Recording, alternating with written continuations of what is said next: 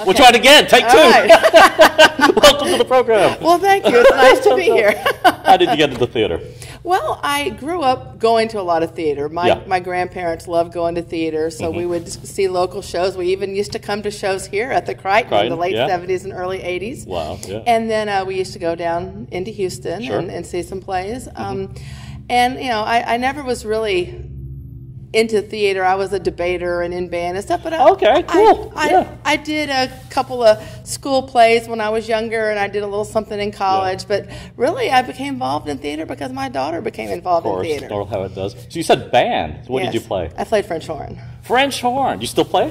No, I've thought about getting back to it. It's a funny story. I was actually a pretty good French horn player, but when I was in grad school and married, and you know, we had a house note. My husband wasn't making what he's making now, and I was just a teaching assistant. I actually sold my French horn to pay for books for a semester.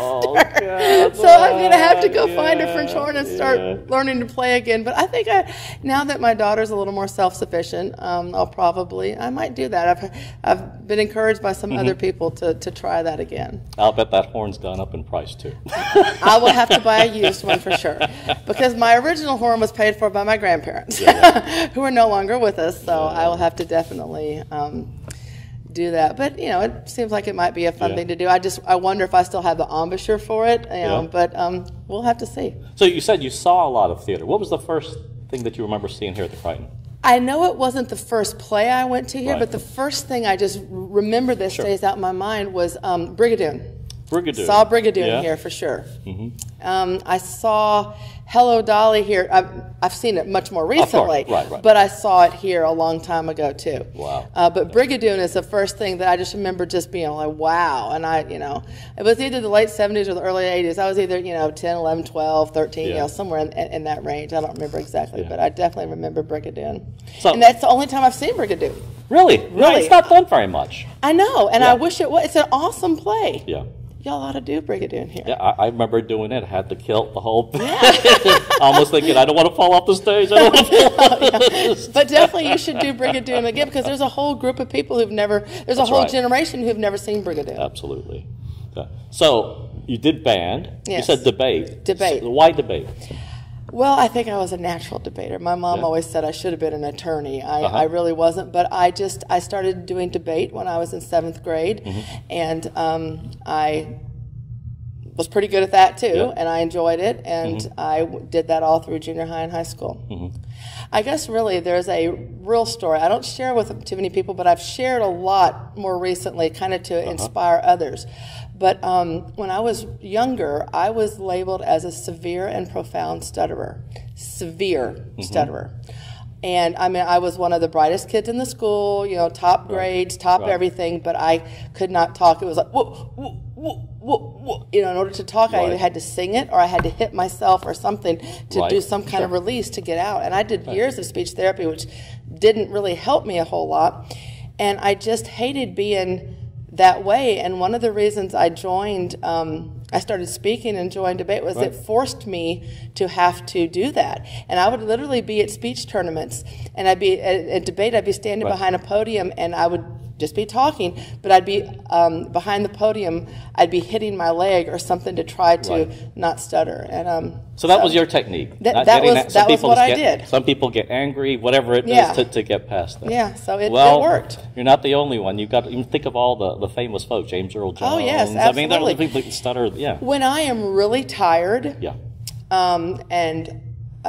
Really it's tired. It's not even so much stress, but when I'm in either a really high emotion time, either happy or sad, it can just strong emotion, or really tired, a little of it'll come out still. I actually have the reverse. I find that since I've had dental work, I start lisping. Oh, how interesting! It's a subconscious thing. I think the tongue is trying to avoid this thing it perceives as new, even though supposedly they've matched everything. Yeah. And so I have to consciously think about it. Otherwise, I'll start lisping. Yeah, it's like, wait a minute, I didn't do this before. And so you started as an adult in midlife lisping. Okay, so wait a minute, I got to. Well, but it's really interesting what sticks with you and what you remember. And I mean, I used to literally, when I was on the school bus, when I was younger, when I was real young, we lived out in the country, so one bus picked up everybody, all grades. I mean, so I would be a little kid, and one of my neighborhood boys used to defend me because some of the other boys would tease me for stuttering, and I vividly remember that. Bullying back in the days when you didn't have social media was just, it was just bullying. But everyone was bullied for something, and that was what I was bullied for. But it was when I was young. I was, by the time I was intermediate school and stuff, I had really worked on it a lot. And by the time I hit junior high and stuff, I was really doing much better. But you mentioned grad school. So what did you go to grad school for? I have a master's in English. In English, and why English? Funny. I asked myself that a lot. Why didn't I get accounting or something? No, I had a bachelor's degree in radio, television, film with a marketing management minor. Yeah. And I really thought the English would help me with writing. Yes. Which it did. Yes. It helped me become a very good editor. Okay.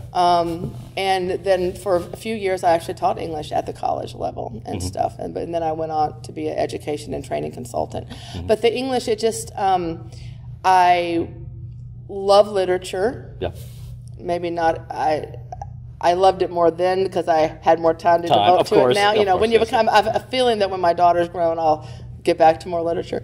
But it's like now I find myself just reading what I have to read. But but I just thought it really complemented my my ability to communicate. It would further that.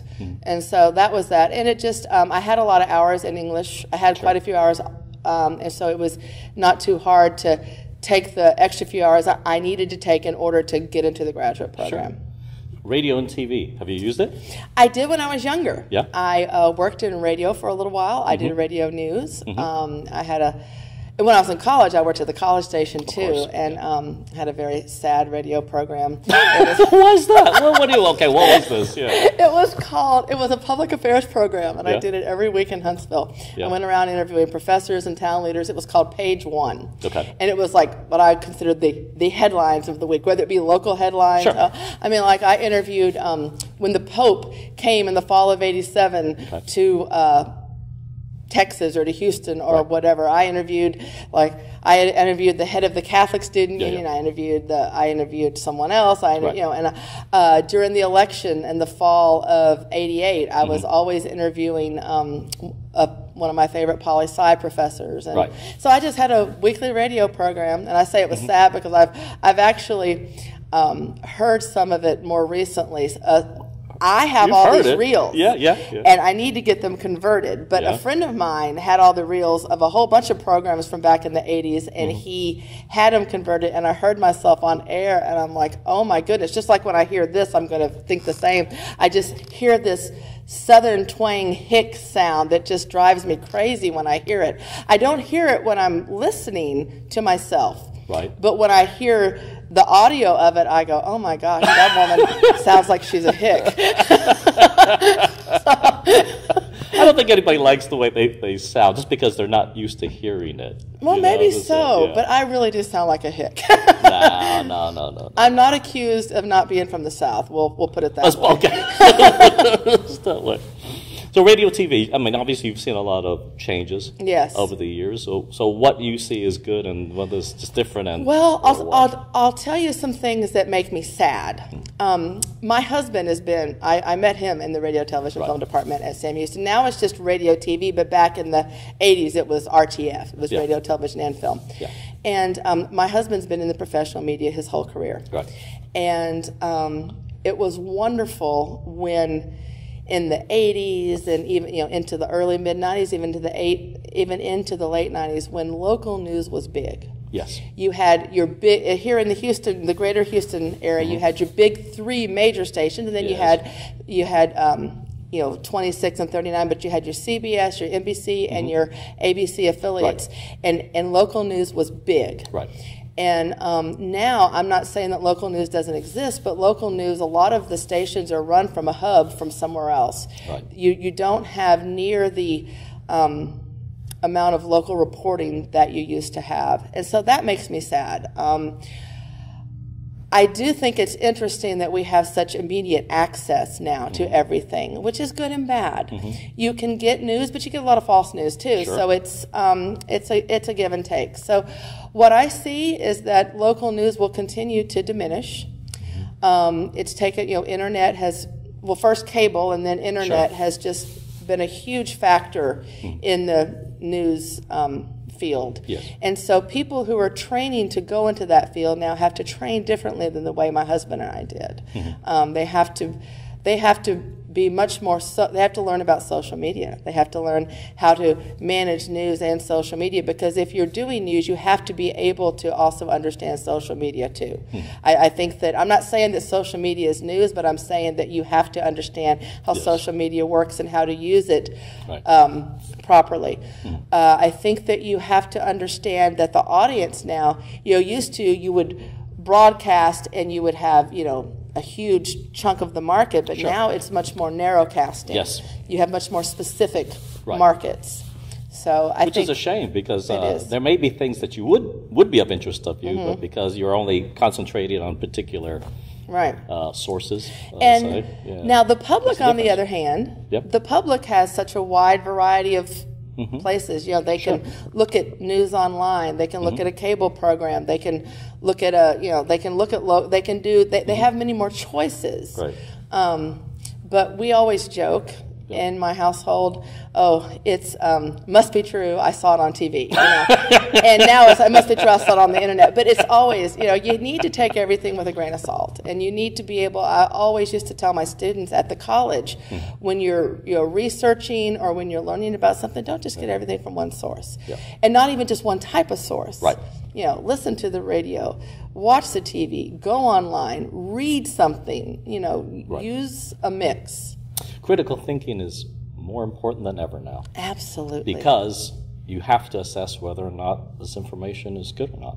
Absolutely. Even if you have your own bias, but at least be able to assess, is this information true? Yeah, I would watch, just for the fun of it, I'd watch like Russia Today and Al Jazeera and that kind of stuff. Because sometimes the news content is very good, except when you start getting the opinion part, but it's rooted, they read it as fact, but you have to be able to filter past that. Absolutely. But it's true of any source. Well, I used to tell my students, I would say, listen to the BBC.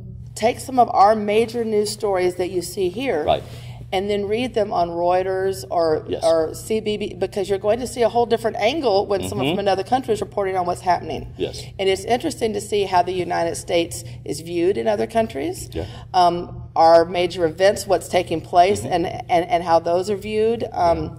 I will say, and maybe it's because we just see so much news and so much on the internet and all that, news, fake news, whatever. But I think that when I was growing up, and and even the generation before me, I think the reporters were trained to really try to report and be unbiased. I'm not talking about a specialized show, but on your major network. Yes, right. And now you definitely see networks that have definitely aligned, that definitely have a more either a liberal or conservative slant. It's more there's more opinion in the news. Right. Than there used to be, and I don't like that. It's almost entertainment. Yes. It's kind of gone to more entertainment and less about news, which is a shame. And I think that that's bad, because you should be able to see the news for news and then see an entertainment show for entertainment. Right. But we have an audience now. We have a generation, and I'm not picking on anyone because we're all, we're all part of it. But the attention span is shorter and shorter. So everyone who's fighting for that attention has to be able to grab that and do it quick and be able to change things really quickly. Kind of like a video game. Yeah. And that's why we do these interviews, because I don't think people's lives are a soundbite. And that's a shame, but that's about all we can afford now, right? Well, if mine was a soundbite, it would be, I tried. That's the story of my life. That's the soundbite from my life. I tried. So when you're not doing theater or stuff that your kids do, how do you decompress? I actually like to watch comedies, watch funny stuff. When I'm really stressed, I'll watch crazy things like Tyler Perry's Medea stuff. I mean, just crazy things because I don't have to really think about.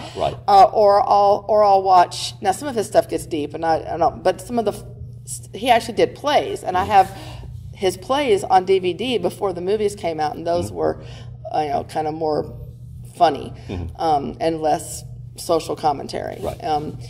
I like to watch comedians like Jeannie Robertson.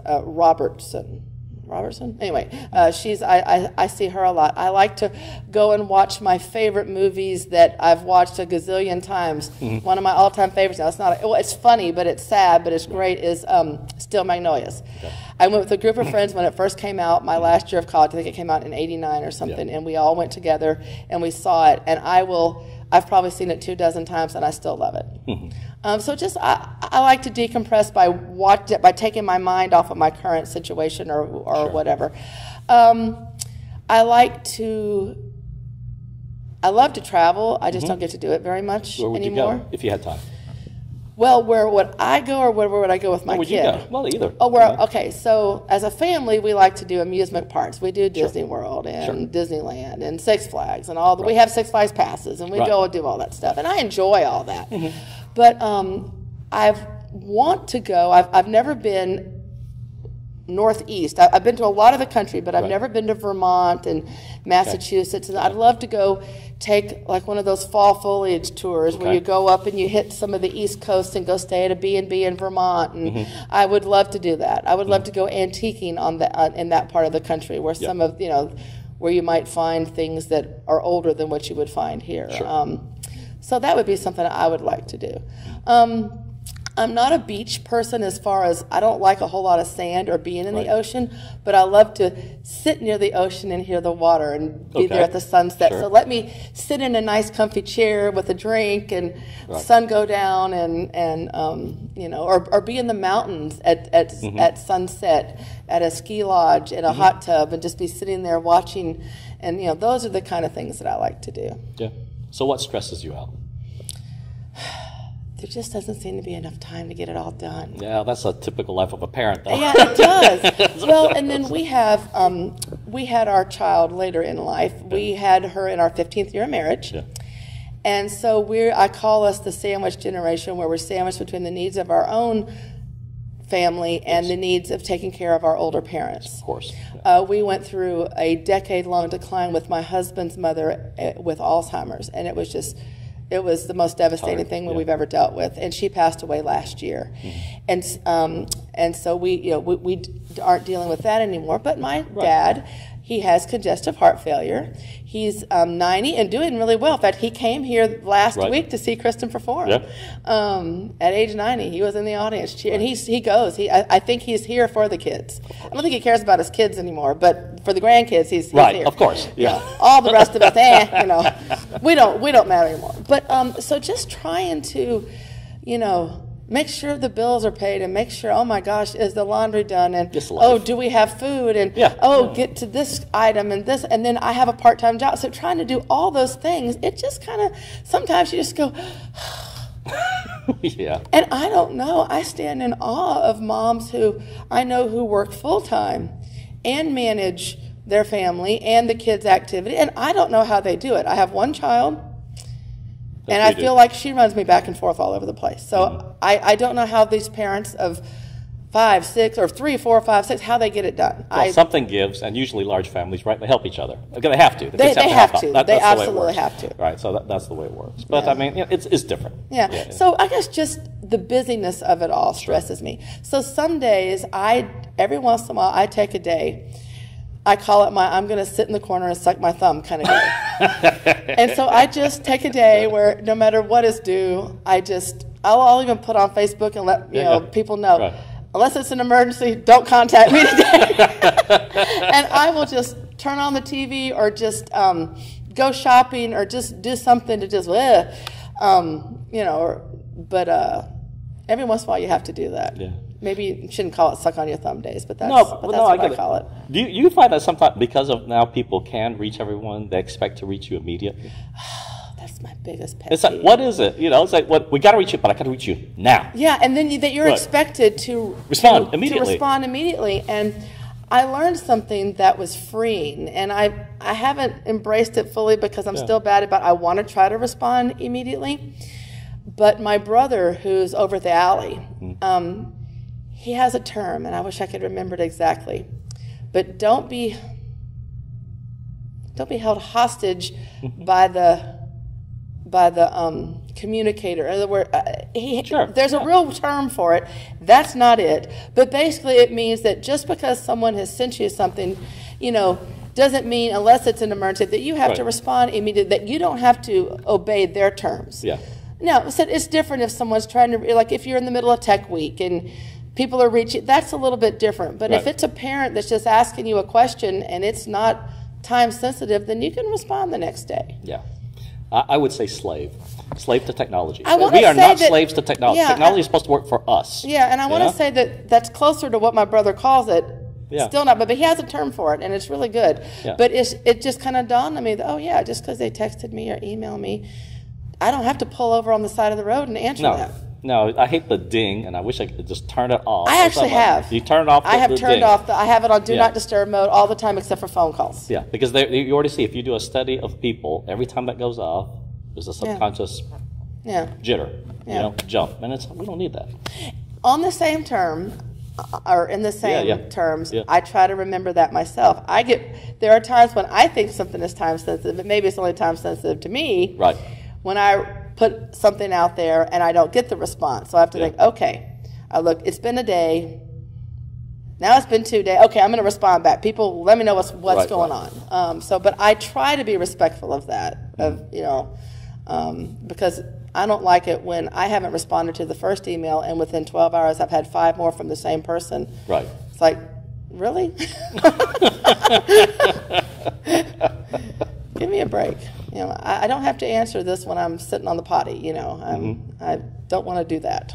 So when you have these thumb-sucking days, we'll call them, is this your ideal day or not really? That's just decompressing. If you had an ideal day, it's different from, An ideal day. An ideal day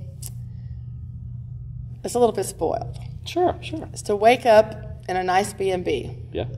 After being at a B&B that has the good B part for the bed. If it's a B&B, it should have a good bed and a good breakfast. Yes. Yeah, that's my opinion. Different for everyone. Yes, I get that. That's me. Okay. So wake up in a good B&B after having had a nice rest, and have a wonderful breakfast. I didn't cook it. I'm not cleaning up from it.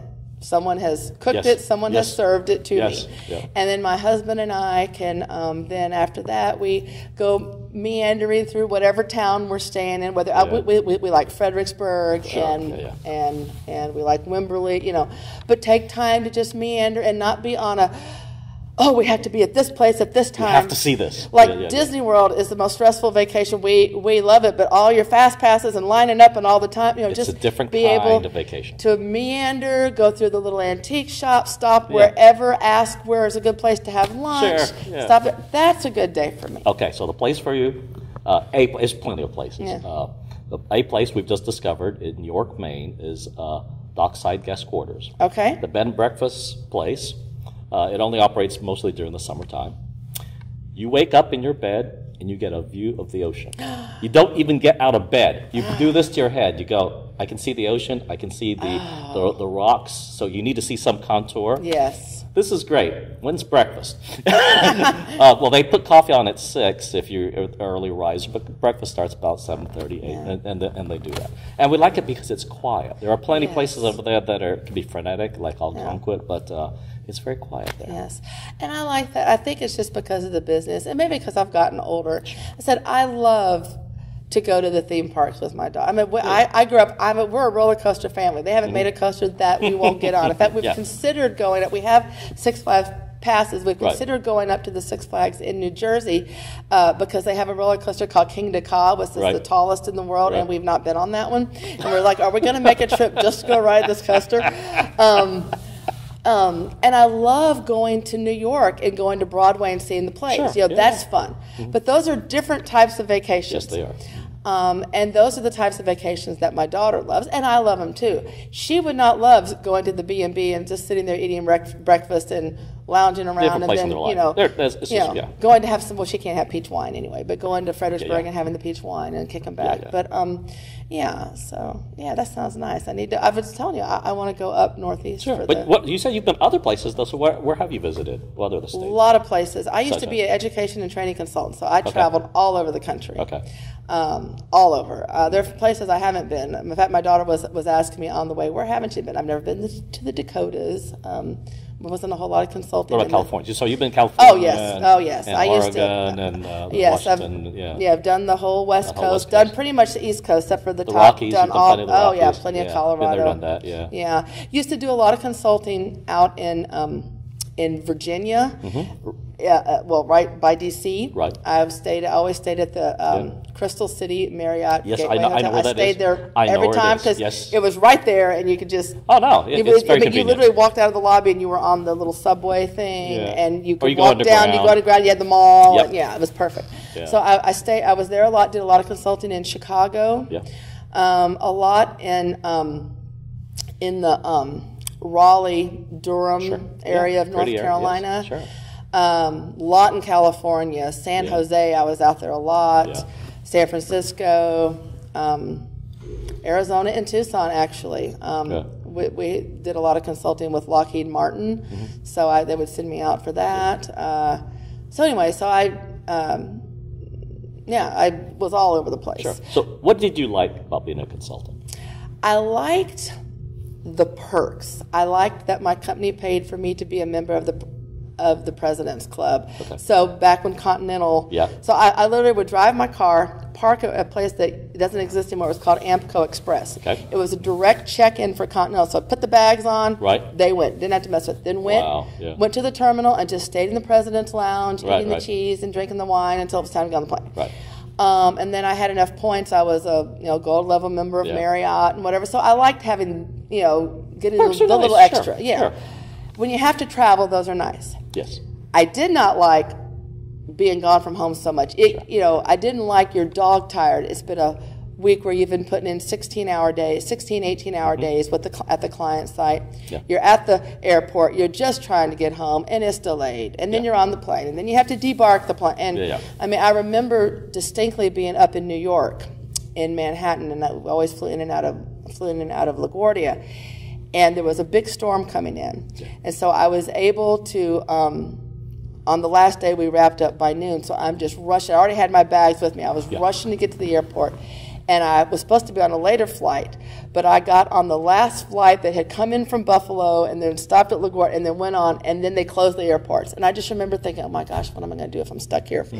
So that kind of thing I didn't like. It got really tiring because I was 75% travel. I was 3 weeks on the road, 1 week home. Wow. Oh my goodness. In a different city every week. It gets old after a while. The food tastes the same. The perks are nice, but after a while, even that they don't matter and anymore. You don't even like to go eat out by yourself. You would just order a room service because you didn't want to. Right. Now, there were times I'd be with a group of clients and we'd all go out together. That's just more work. Yeah. I don't care what anybody says. It's still more work. Yeah. So I enjoyed perks. I enjoyed earning a lot of airline miles, which then my husband and I used to travel.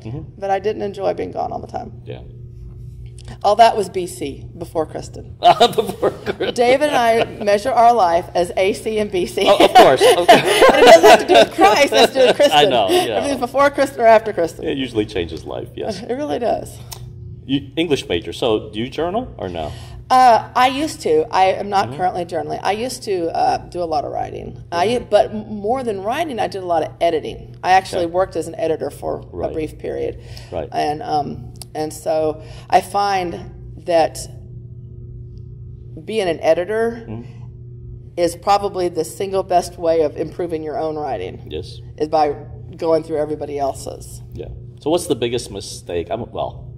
Biggest mistakes that you see in writing? Oh, Lord. I don't even know where to begin. My daughter and I get in a constant argument about texting. It's like, seriously, can y'all at least put a period at the end of something? Or how am I supposed to understand this text? I think that technology in some ways has really hurt us with our ability to properly punctuate and use good grammar. And I'm not trying to be a grammar Nazi. Right. But what I used to tell my students, I said, okay, you've turned in this research paper. Yeah. Think of it like a play. I'm the audience, and I am trying to be engaged in this work. But every time you have a misspelling, or you use the English language incorrectly, or your sentence is vague, or there's a punctuation mark, that is taken away from my ability to focus on your performance. Just like if you were doing a play and suddenly the mics go out, or suddenly, there's technical problems. So in the end, punctuation, grammar, it's supposed to help your communication be understood. Yes. And if people are writing things and it's not understood, or it's not able to be understood, then it's not effective. Yeah. And so I see people run-on sentences just out the wazoo. And but to the point where I'm not talking just, it needed a comma, I'm talking run-on sentences where you read it, and you have to read. If you have to read the sentence 3 times to understand what it meant, right, that's not good. Right. And so I would just say people need to be able to communicate effectively in writing, and in doing so, we have tools such as punctuation and grammar that help us do that. I see things. I'm kind of like the kid in the Sixth Sense. I see dead people. Right. I'll see billboards. I'll see the misspelling. I'll see I see it in the playbills. It drives me nuts. Yeah. But that's just me. It doesn't really affect my ability to understand that. But these things just jump out at me. Absolutely. And I'm like, Absolutely. They jump out. Absolutely, they jump out.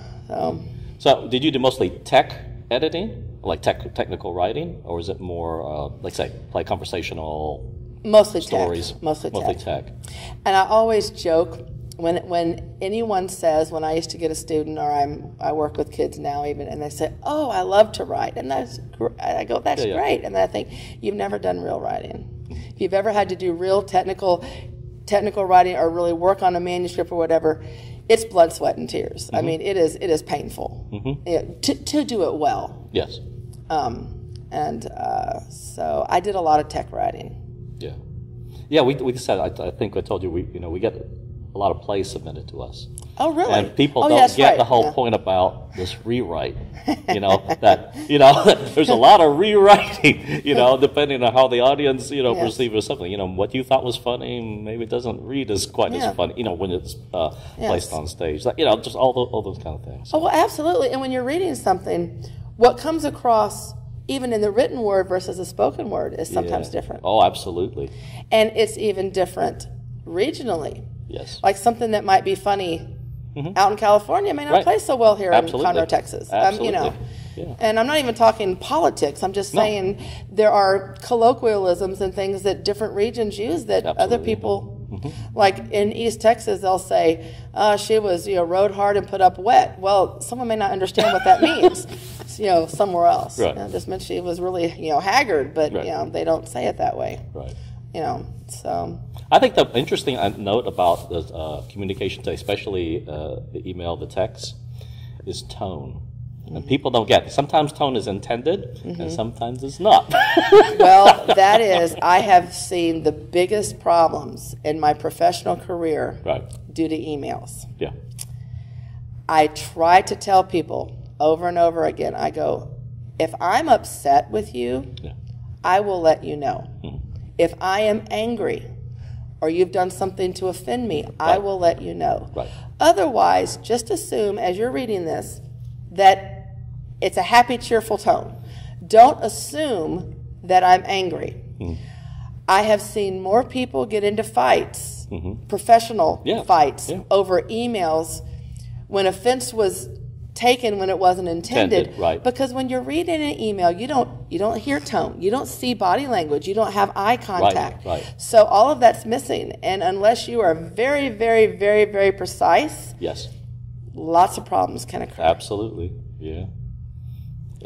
Actually, all the time it's like, okay, no, don't really want it to be understood or taken that way. No, it happens, and I see it's happened to me. I've seen it happen to other people, and you're just like, okay, people, remember, email is not a perfect way to communicate. It is a way not. to communicate. It's a not way to a get perfect information way. Yes. out quickly. Yes. But there are some things that need to be done in person, need to be done at a meeting. Yes. You need to be able to hear and see. And see, yes. The body language, yes. All those little subtleties that you can't get. Well, even this little interview that we're doing, if we were doing it over the phone, it'd be different. Oh, absolutely. I couldn't see you and you couldn't see me. That's true. Yeah. So now that we've talked, you've been on stage. You used to do that you got back on stage for a little bit anyway. No, I was never on stage. I was at the aisle. Oh, you just kind of on the audience. Well, you know what? That's stage two. It's not maybe not this stage, but that's stage I was the aisle actress before you got dragged away. Folks, for anyone who sees this, for the 3 people who may watch this, I was an aisle actress. I was never on stage. I was in the Diary of Anne Frank, and you pulled away by the Nazis. What would you like to do that you haven't done yet? Oh, my goodness. I would love to do more travel to places I haven't been to. Mm-hmm. Definitely. I've always had a very small desire. I would have to lose weight and get in better shape again, which I'm actually working on. I had some health problems, got in bad shape, now working on recovering from that. But I've always had a secret desire to go skydiving. But I want to do it tandem. I want to have someone else to shoot too, so that when mine fails, you know. But I've always wanted to do that once. Mm-hmm. I figure if George Bush could do it at 80 and then 90 or whatever, you know, said I don't know if I have the guts to jump out by myself, but I would love to just have that moment. You probably already experienced it at that. So some of these rides that you've been on, you know that initial fall. And that is, that's exactly right. And then after that, it's all right. I just think it'd be really cool. Like, wow, you know. I would like to be able to say I did it. Sure. I jumped out of that airplane. Mm-hmm. Now, do I want my daughter to do that? No. If she goes, Mom, I want to go skydiving. No, you can't do that. So it'd be one of those things I had to do because of my mother, who's still very much living. If she found out, she would have a heart attack. No, you can't do that. So I'd have to tell her afterwards. I'd have to do it and then ask forgiveness later. So I've always wanted to do that. I've always also wanted to, I never really wanted to scuba dive much. Yeah. I did a little snorkeling back in the day, and I would like to go snorkeling in some more, in some areas to see some.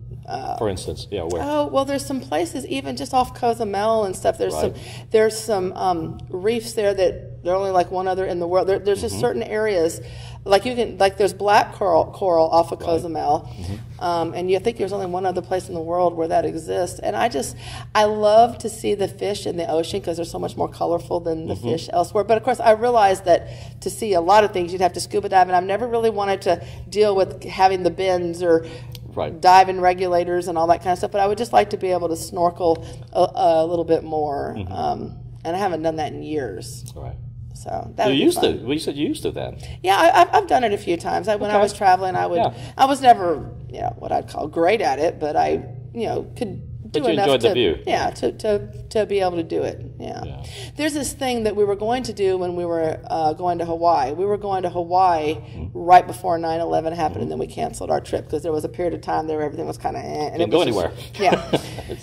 And there was this thing I saw. It was a combination of, I guess, for those who don't scuba dive, you would walk along the ocean floor, but you wore this big thing. You had this big helmet thing, kind of like something out of some weird movie. But you wore this helmet thing, and you walked along the ocean floor, and you could see things. It was part of you paid for a tour, and you paid a certain amount, and the boat took you out and geared you up, and they somehow had these things. And so I thought something like that'd be cool. Yeah.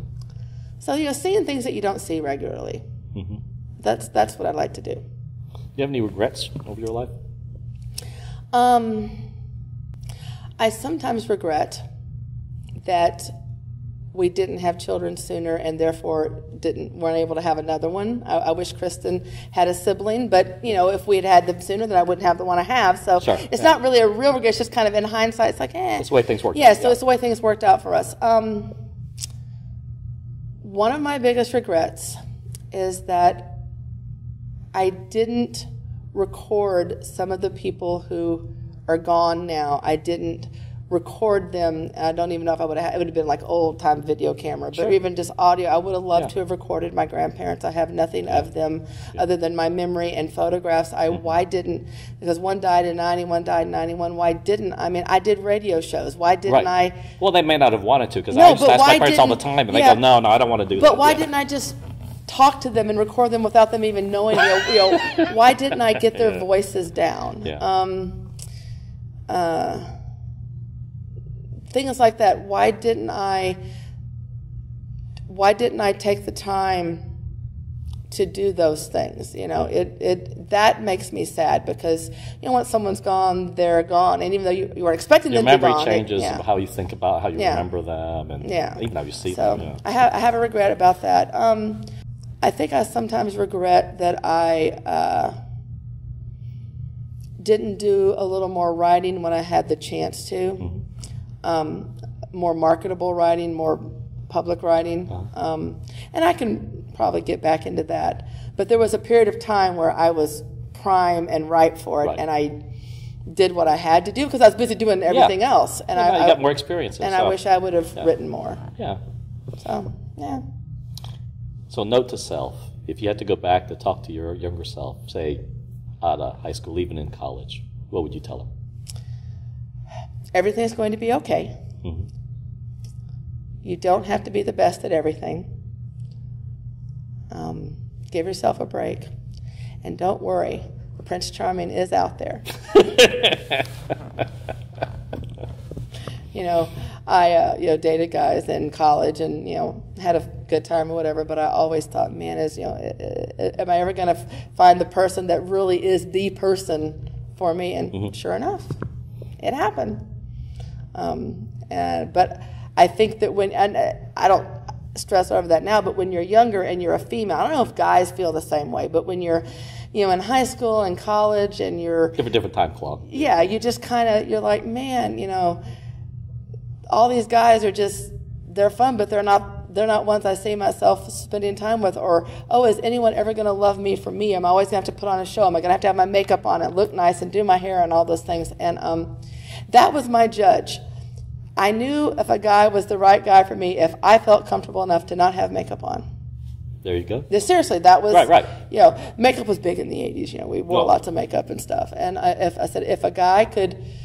If I felt comfortable enough with that person to be me without the mask, so to speak, then I knew. So I would just tell myself, slow down, enjoy this process a little bit more, because these are really some of the best years of your life. Because when you're in college, man, you have all the fun without all the responsibility.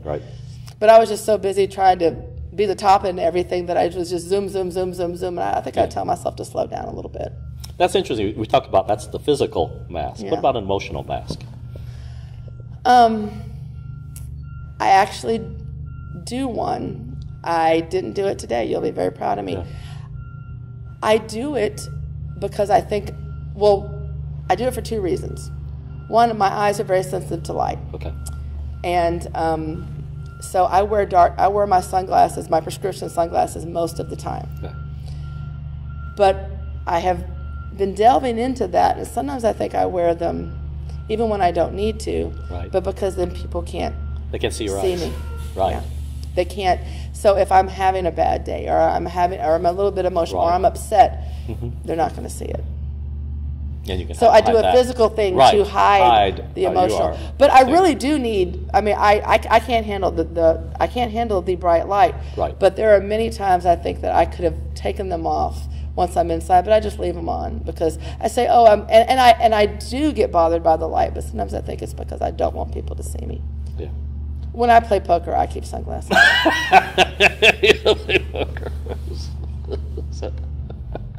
with friends. I've never. Do you play poker as a family?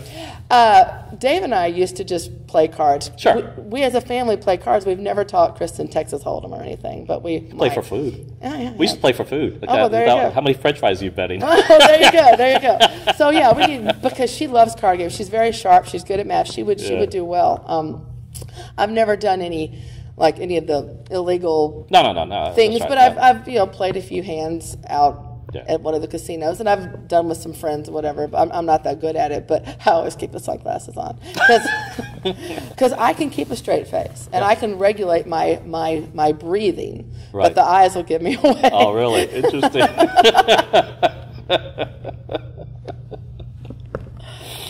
Oh, man. Jerri, thank you so much for being with us. It's been fun. I'm going to ask you the question we've asked everyone. If heaven exists, what do you want God to say when you get to the pearly gates? Well done, my good and faithful servant. Does he give you a hug? Yes. Yeah. To be in the arms of my Lord and Savior. That'd be awesome. That is heaven. Yeah. Absolutely. I have some things I need you to edit. Could you? Okay, God, I tell you what, can you send me back down? I'm not ready to do that. I want you to rewrite the Bible for me. Send it back down. Jerri, thanks so much for being with us. Thank you so much.